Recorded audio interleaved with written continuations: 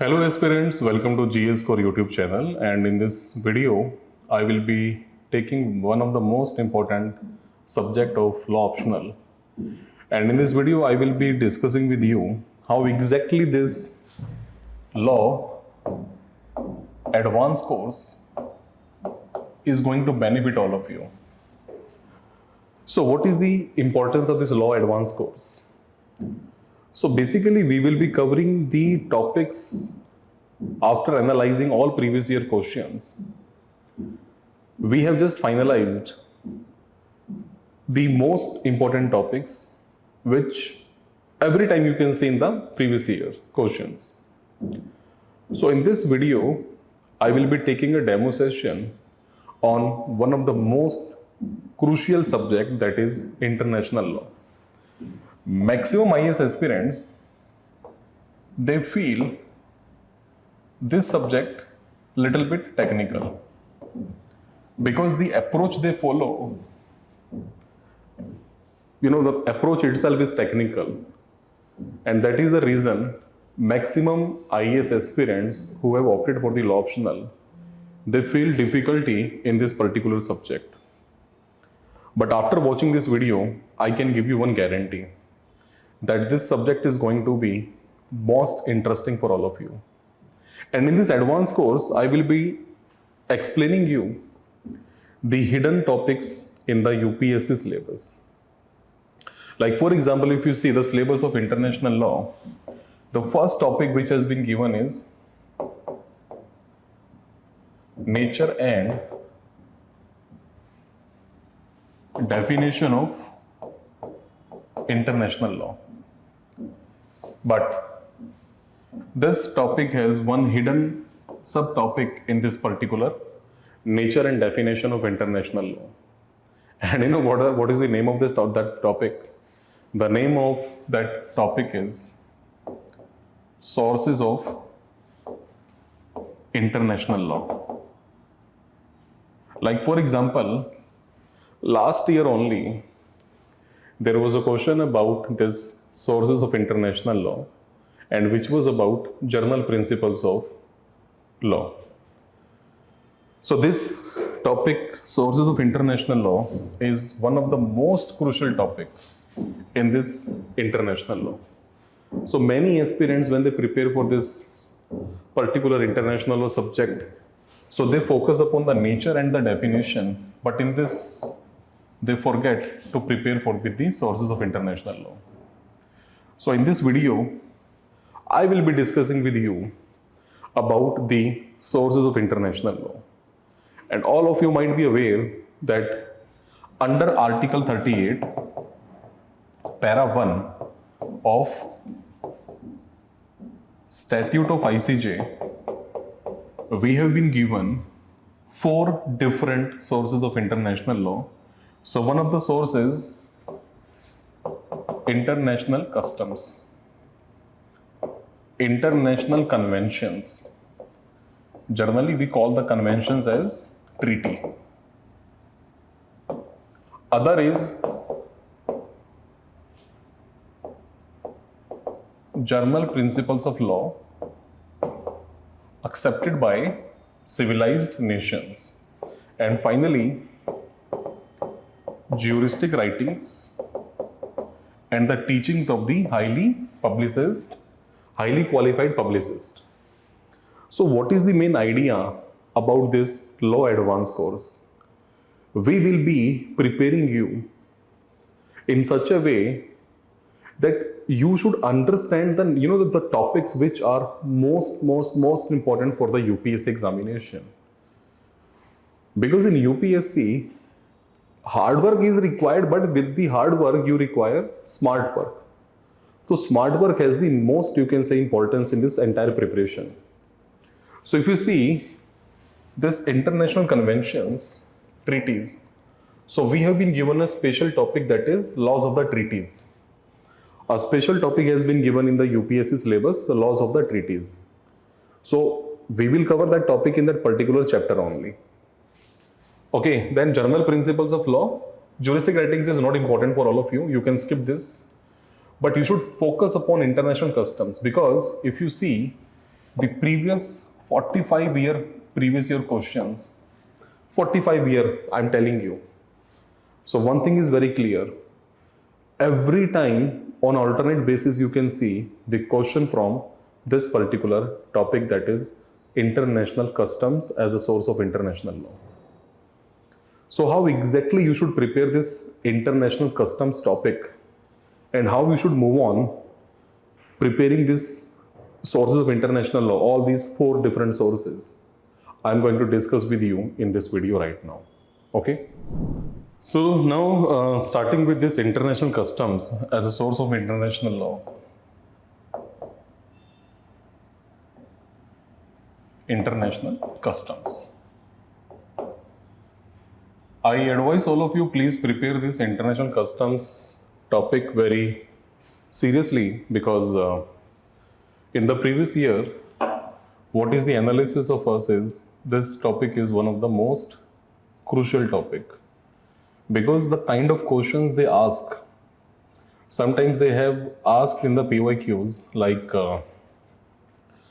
how do you think that the customs have taken a shape of treaty, or the starting point of international law is international customs rather than treaties.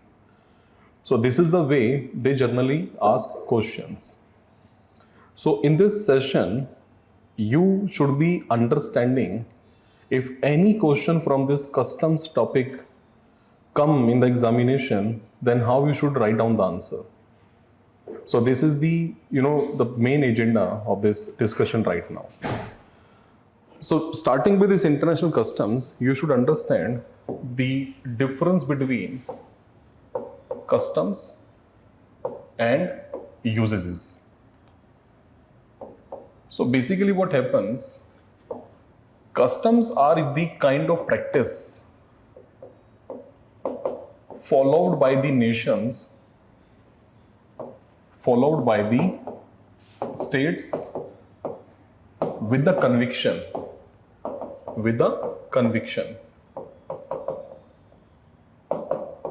to make it binding among themselves.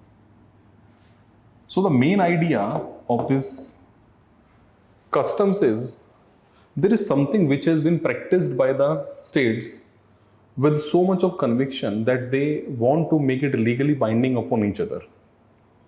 But when we talk about the usages, sometimes people remain confused about customs or usages.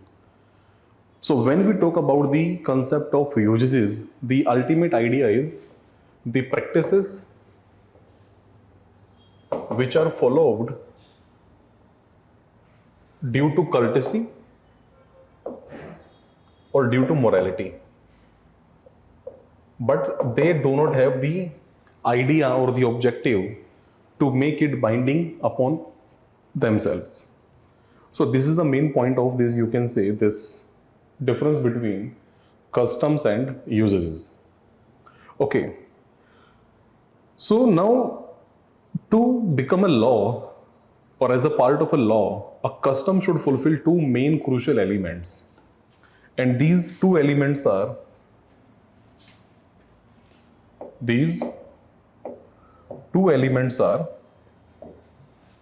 so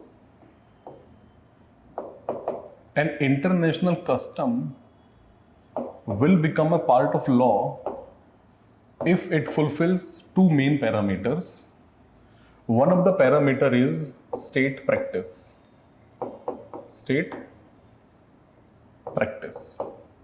And the other criteria is the opinio juris. So these 2 elements are just like, one is physical element and other is the mental element. So this state practice is actually the physical element, or you can say it is objective element. But when we talk about the opinio juris, it is mental element and it is subjective element. Okay.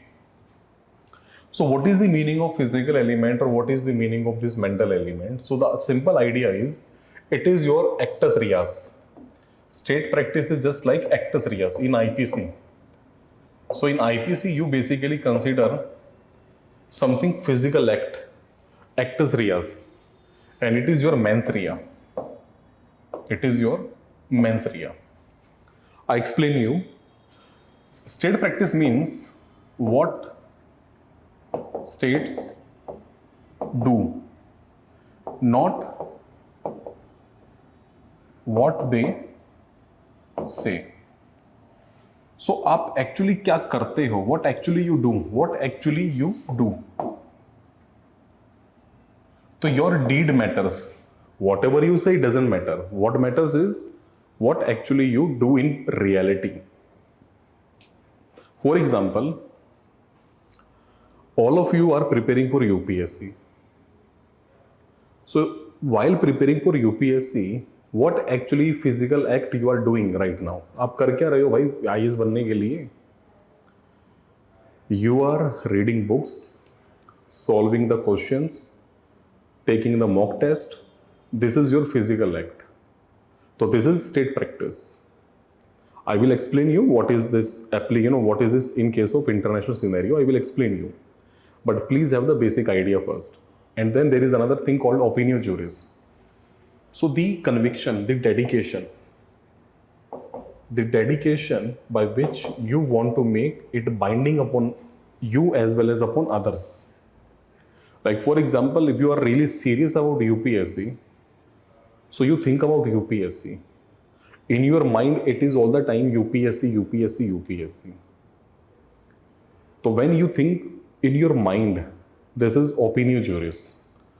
So there are certain examples in international law which shows that what dedication the states were having to make that binding in nature, to make it binding upon the other countries. So that I'm going to discuss with you these two major elements: subjective element, objective element, or physical element, mental element. So now we have to discuss about these two elements. So in case of state practice, so now I'm going to start with this state practice.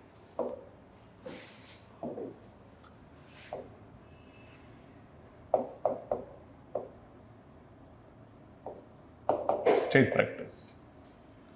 So as I mentioned you, what actually states do, वो करते क्या हैं, states क्या करती है, ये matter करता है, ना कि ये जो वो कहती हैं कि हम ऐसा करेंगे, ऐसा होगा. No, it doesn't matter.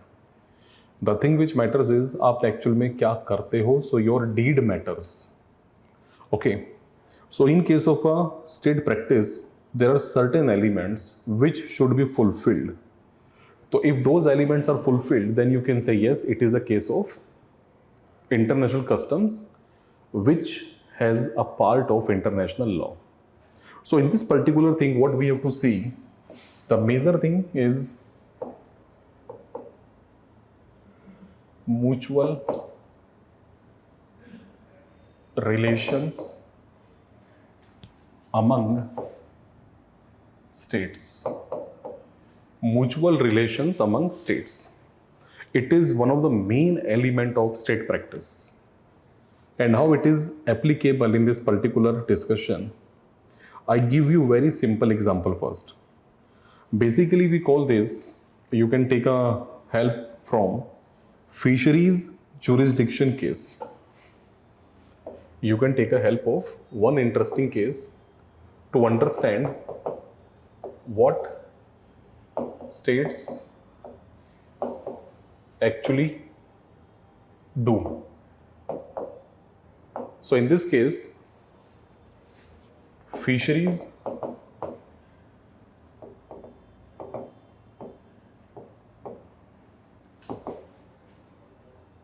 jurisdiction case.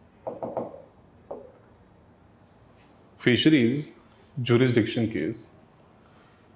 This was a case between UK and Germany at one side, and at the other side there was Iceland. So at one side it was UK and Germany, at other side it was Iceland.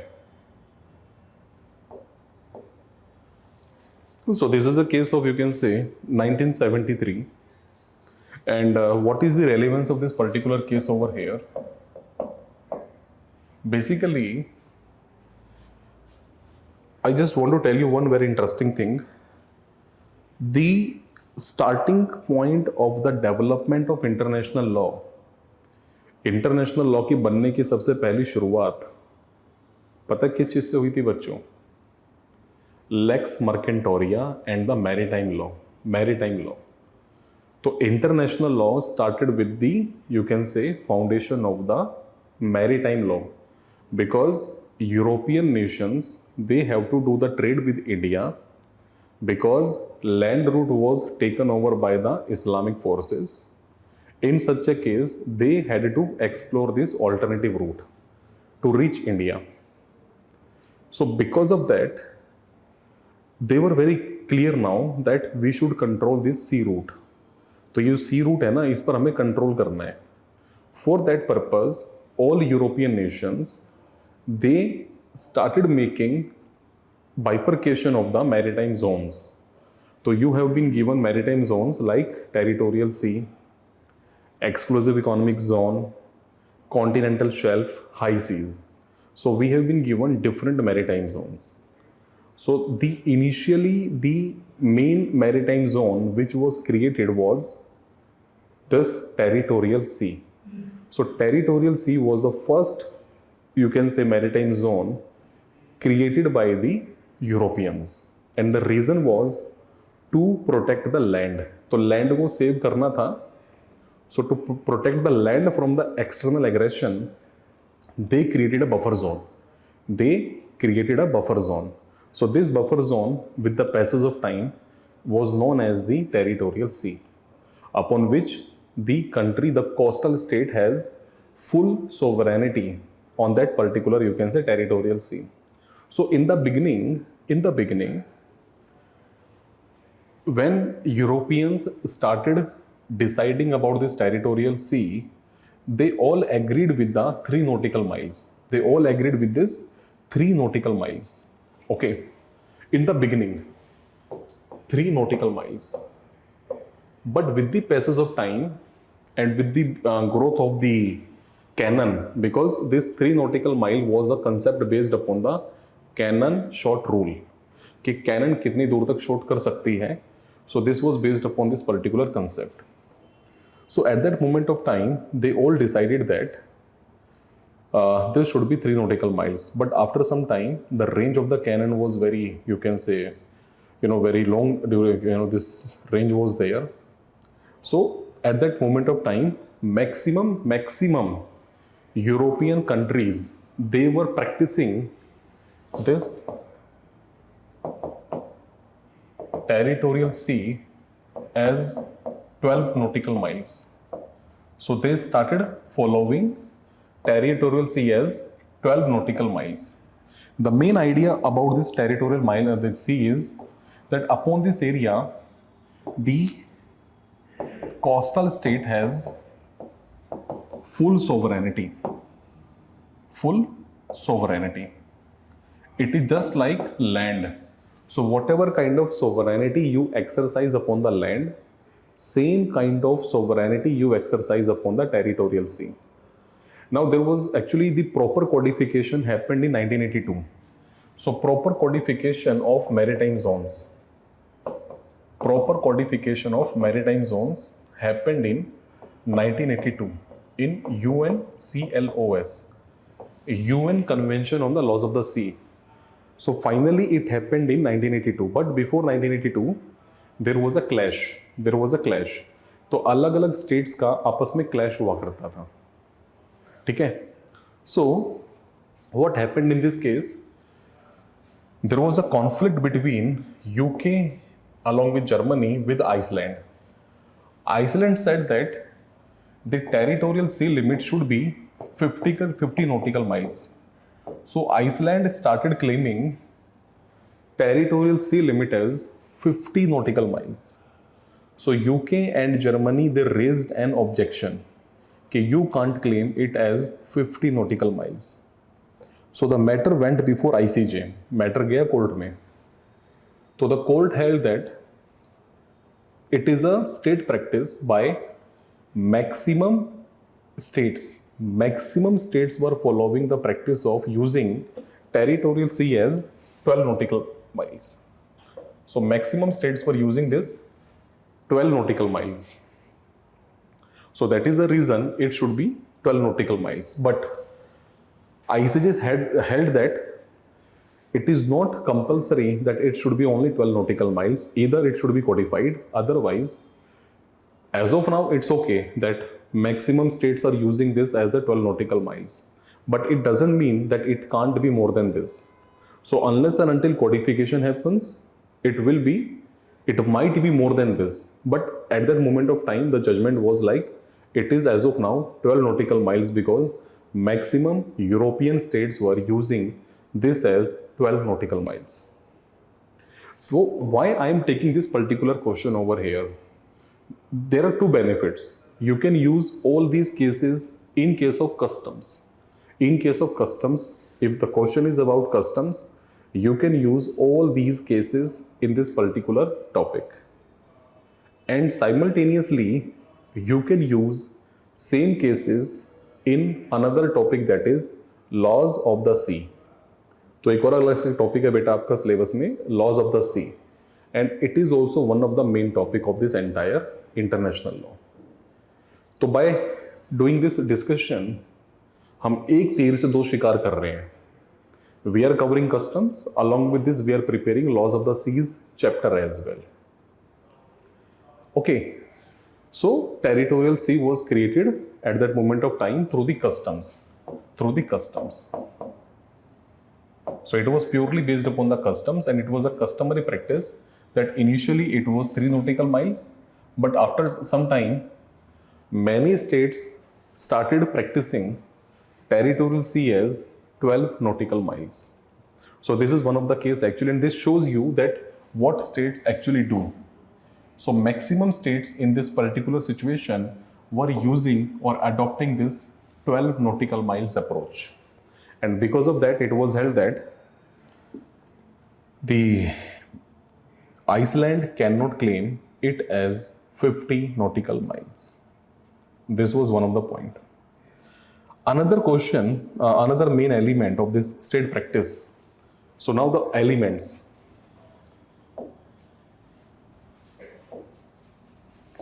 Now coming to this, elements of state practice. So one of the element is, in case of customs, it is duration. So you can quote once again the same situation, that since 17th century, maximum European states were using territorial sea as 3 nautical miles, and after some time they started claiming it as 12 nautical miles. So after some time it was a practice followed by the states to consider territorial sea as 12 nautical miles. Number one. Okay. Second is, even you can mention under this duration the concept of pacta sunt servanda. Pacta sunt servanda. Or you can mention here the example of this Mesopotamia civilization, whereby two city-states, one was Lagash and second one was Umma, they enter into a land settlement treaty by following this concept of pacta sunt servanda, which means promises must be kept. Promises must be kept. Okay. So this is the point. So pacta sunt servanda is a practice used since you can say 2000 BCE. Since 2000 BCE, we are using this concept of pacta sunt servanda. So you can use this concept in case of treaty as well. In the chapter that is laws of the treaty, you can use this concept as well. So I am just telling you the methods by how you can take the help of a topic in one chapter in another chapter. So how you can use these, the same kind of contents in different kind of questions. Okay. Another element is consistency. Consistency. In this case, you can quote the case of asylum case. Asylum case can be used over here. This asylum case is one of the interesting case which was between Peru and Colombia. It was a case between Peru and Colombia,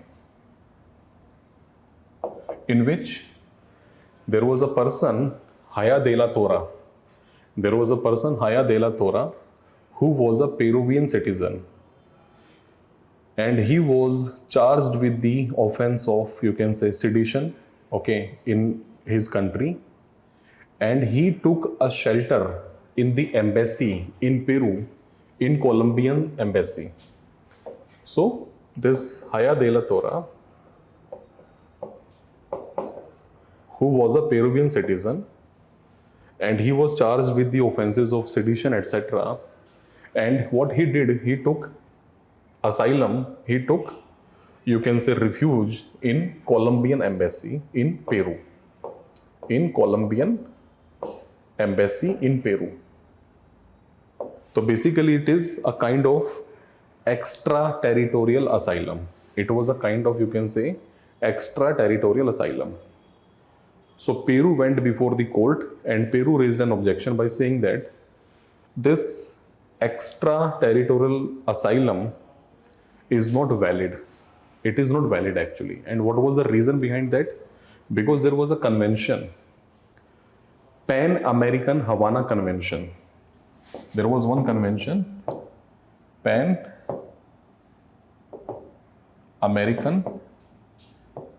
Havana Convention on asylum. Okay, so this convention had happened in 1928, and Peru and this Colombia were a part of this convention as well. And this convention was basically with respect to about the asylum, that asylum can be given to whom. So basically it was about a normal criminal or a political criminal, the person who has committed political crimes. So this was the biggest issue. So whether a person is a normal criminal, that Peru, or a political criminal. In this case, actually the main issue was, normally in case of asylum, it was the state practice that asylum can be given to the political offenders, but it cannot be given to the normal criminals, and the normal criminals should be extradited. उनको वापस भेजना पड़ेगा. But there is no foundation of this political criminals. But the issue was, who will decide that a person is a political criminal or not? So in this case, Colombia had no practice. Colombia कोई ऐसी practice follow कर ही नहीं रहा था जहाँ पर वो ये बता पाता कि he will decide, like the asylum giver country will decide whether a person is a political offender or a normal criminal. So in this case, court held that the kind of asylum given by the Colombia is not correct as such, but actually Peru had not demanded him back. तो Peru ने हाया दे ला तोरा को demand ही नहीं करा था वापस लेने के लिए. तो court held that since Peru has not requested for this returning of this हाया दे ला तोरा, so in this case court only gave the judgment that Colombia is not able to prove that there was the state practice by the Colombia regarding the determination of the nature of the criminals.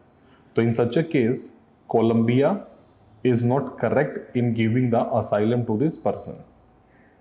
So this was the outcome of this particular question. Now you can use this particular case in another topic, that is asylum and extradition. So by covering this particular session, you are learning that from one single topic, how many other topics can be covered simultaneously. So you have to just focus upon the specific cases which can be used at multiple places. Okay. Another thing is repetition. Another element, repetition. Third element is repetition. A custom should be repeated continuously by the states so that there should be some element of, you can say, practice. तो आप practice कैसे कर रहे थे, कैसे पता चलेगा? तो particular law should be used by the states continuously without any gap, with repetition. Okay, this is very simple, so no requirement of quoting any case over here. Then another element is uniformity. Uniformity. So when I say about uniformity, the law which has been used, a custom which has been used, should be used with uniformity. Like in case of territorial sea, in the beginning, all states were agreed that it should be 3 nautical miles. But after some time, all of them were agreed that it should be 12 nautical miles. And more specifically, after Second World War. So before Second World War, they were using it as 3 nautical miles. But after Second World War, it was like 12 nautical miles. So maximum countries were using this after Second World War as 12 nautical miles. Another element is this journality. You can segregate this in 2 parts, you can say, or you can say it as this universality. So actually this has 2 elements. One element is state participation. State participation. And the second element is state acquiescence. Acquiescence. So what is the meaning of this particular thing? Basically, journality means acceptance. It means acceptance. Basically, in case of customs, there is no rigid formula. In case of customs, there is no rigid formula that how many states should use a particular thing as a custom. तो ऐसा कोई law नहीं है बेटा कि इतनी states कम से कम होनी चाहिए. It can be only 2 states, it can be 10 states, it can be 50, it can be 100, it can be more than 100. So it is not a specific rule that how many states should be using a custom as a source of law. So it might be even one state only, unilateral declaration. If unilaterally you make any declaration that this is binding upon us, it is also compulsory upon you. So it might be unilateral, it might be bilateral, it might be multilateral. So there is no requirement as such that how many states should be using this custom. The only requirement is it should be used by states. It should be accepted by the states. So states का acceptance बहुत जरूरी है. So basically state participation means when states actively participate. So when they actively participate, or you can say expressly. And this acquiescence is implied. It is implied. So if you remain silent for a specific time and you do not raise objection to the state practice of any other state, it will be, you can say, implied. I give you very interesting example in this case. You can take an example of Anglo-Norwegian. You can take an example of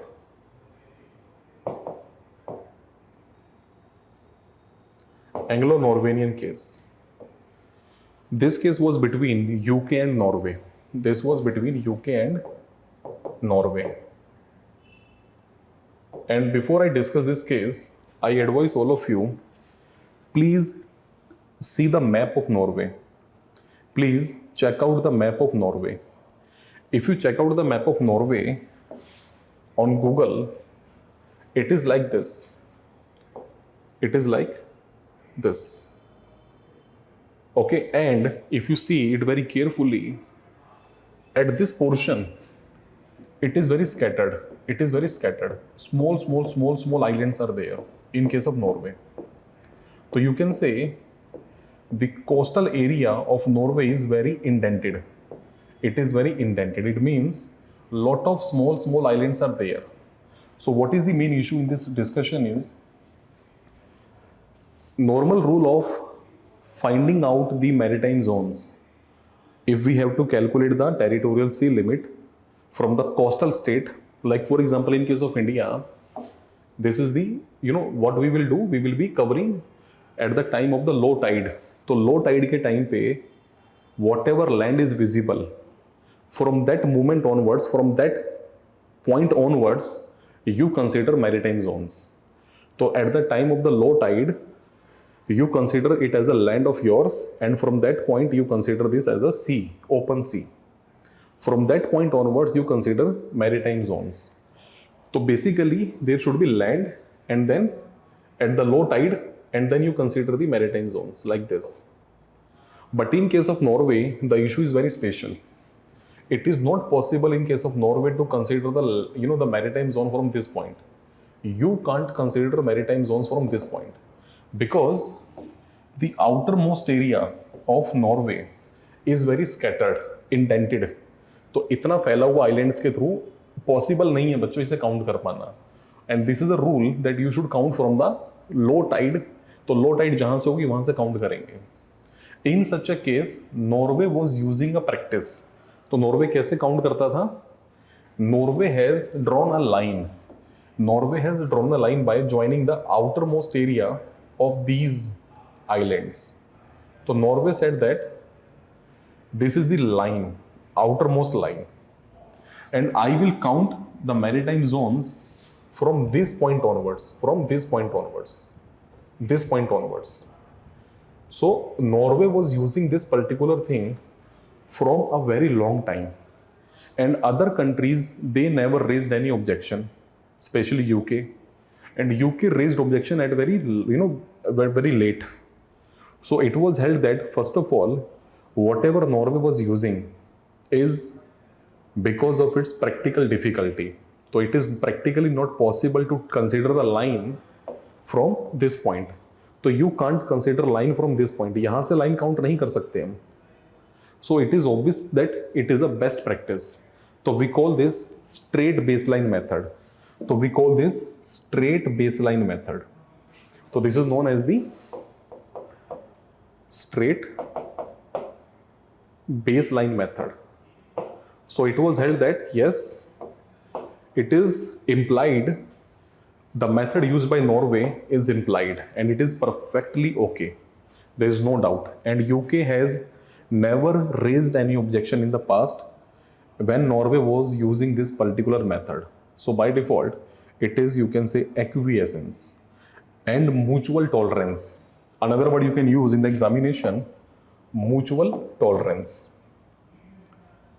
In UPSC, if you use these kind of words, this gives a weightage to your answer.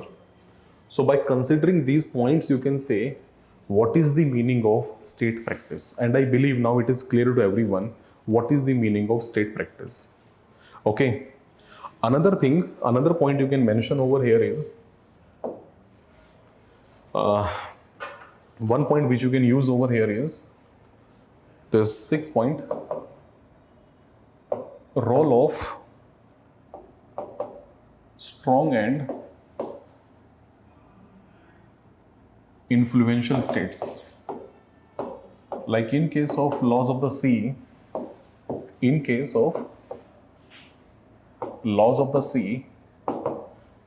maximum laws are made by the Britishers. maximum laws are the made by the Britishers and accepted by other countries because of this particular point. Take an example of nuclear weapons. In case of nuclear weapons, all legal provisions are because of the laws made by the nuclear powered states, America, France. Okay, so this is because of them only. So these are the few elements of a state practice to make a law to fulfill the parameters of the physical element. Now coming to the next topic, that is opinio juris, the second element. The second element, opinio juris.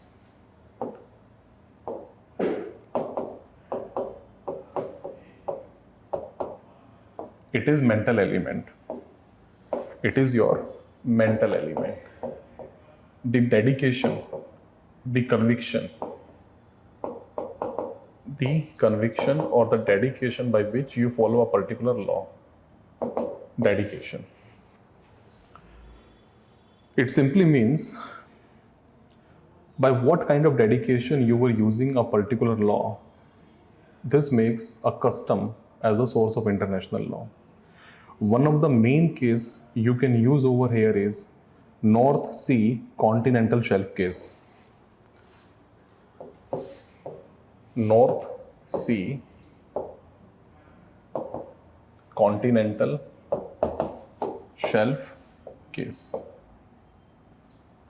So this case is about, you can say, at one point of time there is Germany. एक तरफ Germany है. Okay. If you see the map, I request all of you, you can open the map and you can see the situation of the Germany. At the top of Germany, like this is the map of Germany. Over here it is Denmark. It is Denmark. And over here it is Netherlands.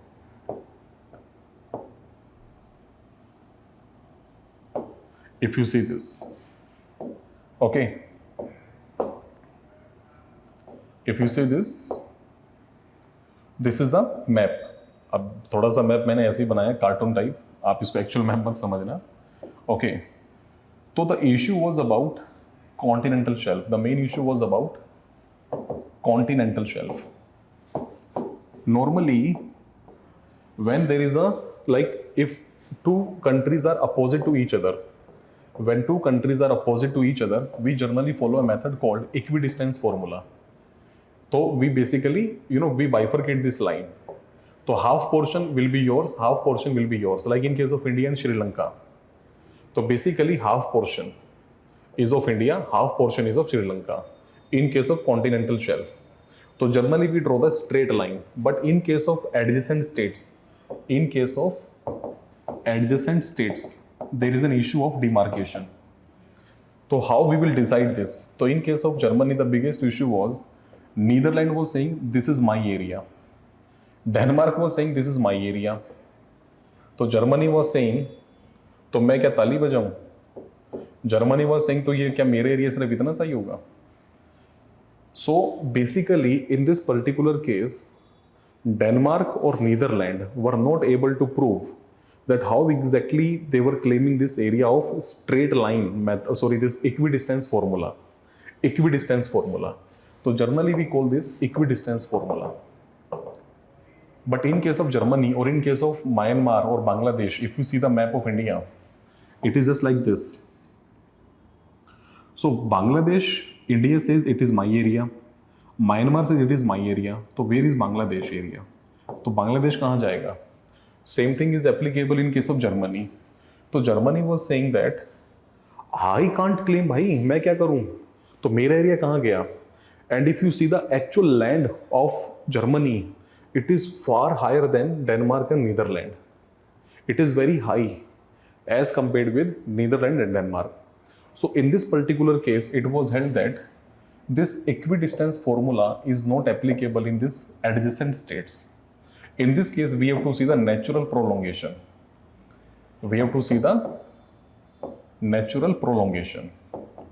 Of continental shelf. On the basis of principles of natural justice. So basically continental shelf is the area which goes like deeper into the sea. So beneath the sea you have minerals, non-living things. So you claim them as well. And why you claim them? Because all minerals they come from your land. आपकी land से होकर आते हैं बेटा वो सब. तो आपकी लैंड पर जो मिनरल्स होते हैं ना, they flow with the river, and when river merges with the sea, तो that keeps on accumulating beneath the sea. तो वो सी के अंदर यूं एक्यूमुलेट होने लगते हैं यूं करके. तो basically this particular bed is because of your land.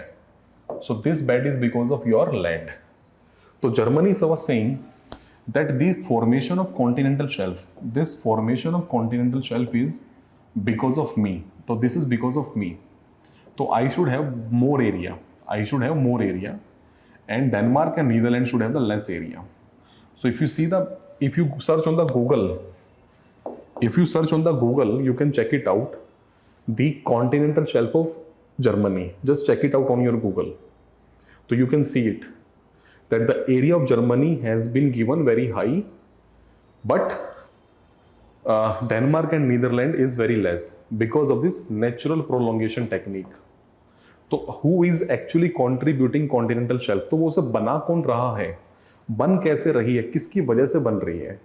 तो कॉर्नर पे छोटी छोटी कंट्रीज बन के बैठ गई, तो यू कांट क्लेम दिस, तो you can't claim more portion. तो ultimately it should be based upon the principles of natural justice, equity.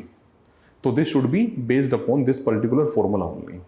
So this is the way you can see how customs become international law. I believe now you should have understand how exactly it works. Okay, so this is all about international customs as a source of international law.